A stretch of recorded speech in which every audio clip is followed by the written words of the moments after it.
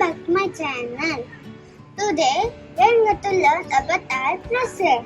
So for this you need 2 paper straws and 1 potato.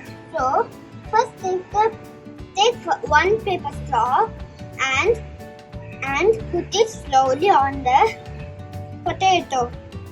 Now you see it is bending or also it will break. Next, take the other paper straw and cover one side and then put it speedily.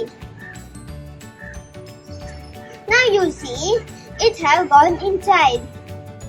This happens because if you cover one side of the straw, the air will be trapped, and if you put it in high speed to the potato, it will create a high pressure. Due to this, the straw goes inside the potato skin.